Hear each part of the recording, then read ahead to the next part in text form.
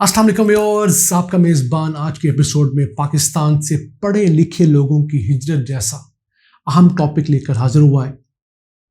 गुज़िश्ता एक साल के दौरान 7,65,000 पाकिस्तानी बेहतर रोजगार की तलाश में मुल्क से बाहर गए। खबर ये अहम नहीं है, इससे अहम खबर यह है इनमें से 3.5 लाख अफराद ऐसे थे जो कि टेक्निकल थे, ट्रेंड थे, पढ़े लिखे थे, और उनमें से भी 92,000 ऐसे थे जो बहुत ज्यादा पढ़े लिखे थे।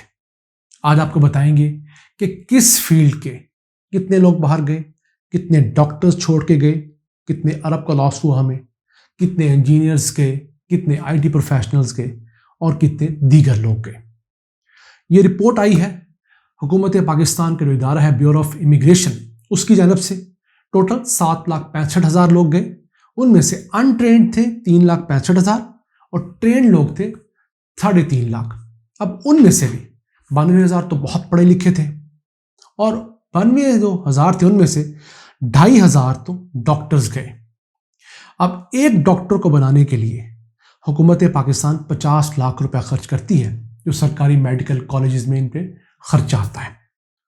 तो इन 2,500 डॉक्टरों के जाने का मतलब है 12.5 अरब रुपए जो हुकूमत पाकिस्तान ने इन पर खर्चा किया था वो हमारा ज़ाया हो गया। कोई और मुल्क इनके एक्सपीरियंस से फ़ायदा उठाएगा, बजाय पाकिस्तान में रहकर हमारे लोगों को ट्रीट करते, सहूलियात बेहतर करते, ये जाके मिडिल ईस्ट में सर्व कर रहे हैं, यूरोप में। इनमें इनका कसूर कम, हमारे मुल्क की पॉलिसीज़ का कसूर ज़्यादा है।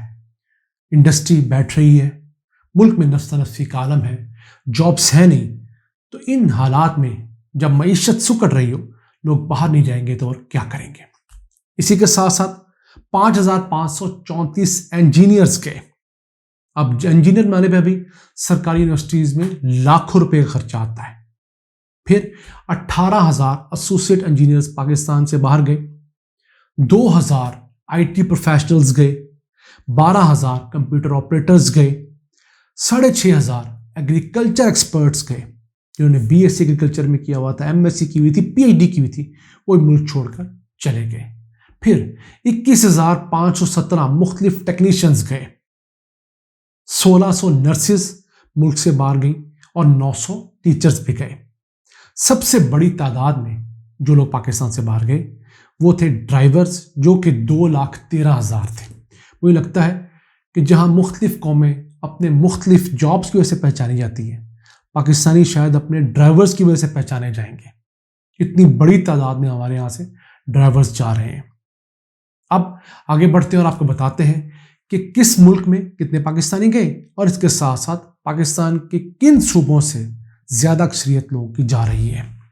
सबसे बड़ी तादाद में लोग गए मिडिल ईस्ट के अरब ममालिक में, 7,36,000 अफराद वहाँ गए, और इनमें भी सबसे ज़्यादा सऊदी अरब गए, 4,70,000 अफराद। फिर दूसरे नंबर पे आता है यूएई मुत्तहिदा अरब इमारात, जहाँ 1,19,000 पाकिस्तानी जाकर सेटल हुए। तीसरे नंबर पे आता है ओमान, 77,000 पाकिस्तानी वहाँ जाकर सेटल हुए। कतर में 57,634 पाकिस्तानी गए, मलेशिया 5,000 पाकिस्तानी गए, और कवैत 2,000 पाकिस्तानी एक साल के में जाकर सेटल हुए। हम अक्सर कवैत की खबरें देते थे तो हमें चंद नाज़रीन कहते थे ऐसा नहीं हो रहा। तो जनाब, ये ब्यूरो ऑफ इमिग्रेशन के फिगर्स आ गए हैं, आप स्क्रीन पर अखबारी तराशा देख सकते हैं।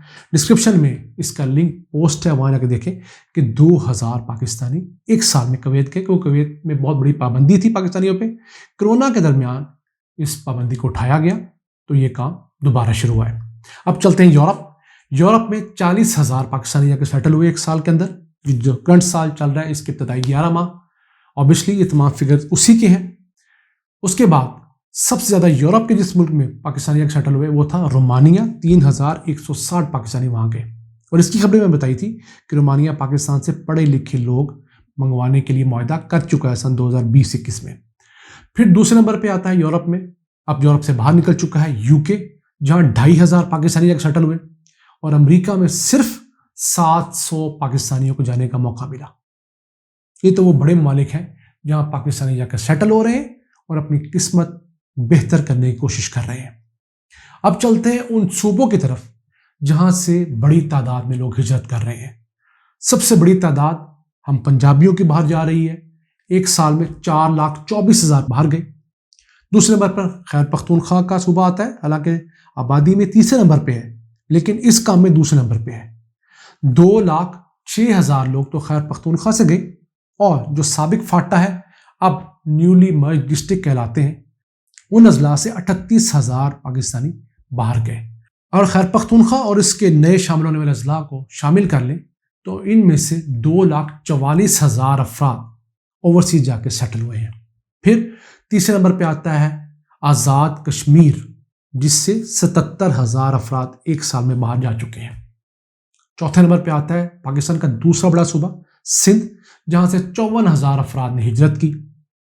پانچویں نمبر پہ آتا ہے ہمارا بلوچستان، جہاں سے صرف 7,000 افراد گئے۔ اور آخری نمبر پہ آتا ہے اسلام آباد، چھوٹا سا 27 مربع کلومیٹر کا ایک شہر، جہاں سے 6,000 لوگ باہر گئے۔ تو آپ اپرچونٹیز کا حساب لگائیں کہ چھوٹے سے اسلام آباد سے 6,000 لوگ جانے میں کامیاب ہوئے، جبکہ اتنے بڑے بلوچستان سے صرف 7,000 لوگ گئے۔ کیوں؟ یہاں پر تمام ایمبیسیز ہیں، اپرچونٹیز ہیں۔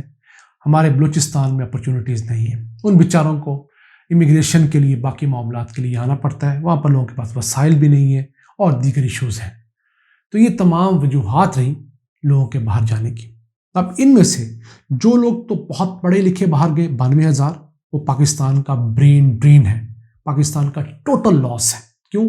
وہ لوگ یہاں رہتے، ہماری پروڈکٹیوٹی بڑھتی، پاکستان کے پاس ہیومن ریسورس بہتر ہوتا۔ وہ باہر گئے ہیں، اوبیسلی وہاں سے پیسے کما کے ہمیں بھیجیں گے، ہمیں ڈالرز آئیں گے، لیکن ان دا لانگر رن اگر وہ وہاں سیٹل ہو جاتے ہیں، یورپ جا کے سیٹل ہوتے ہیں، اپنی فیملی وہاں لے جاتے ہیں، تو پاکستان کو بھی اس کا ایسا فائدہ نہیں ہوگا، کیونکہ یورپ سے، امریکہ سے پاکستان کو کم ریمیٹنسز آتی ہیں، کیونکہ وہاں پر آپ کو نیشنلٹی مل جاتی ہے۔ مڈل ایسٹ میں نیشنلٹی نہیں ملتی، تو وہاں سے ریمیٹنسز 3 گنا زیادہ آتی ہیں۔ اور پھر ملکوں کے پاس ان کے اندر کامیاب کام کرنے والے ٹیکنیکل لوگ ہوں تو ملک اتنی زیادہ ترقی کرتا ہے۔ جب بھی کوئی انڈسٹری آتی ہے تو وہ لوکل ٹیکنیکل لوگوں کو مانگتی ہے۔ اگر لوکل لوگ سارے بھاگ گئے ہوں گے اور اچھی خاصی تنخواہیں باہر لے رہے ہوں گے تو وہ کبھی واپس نہیں آئیں گے۔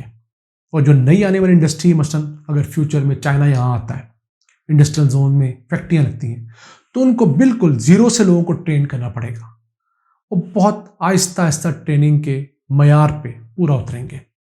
تو یہ ایسے لاسز ہیں جو کہ ملکوں کی تقدیر کے اندر بہت بڑا فرق ڈالتے ہیں۔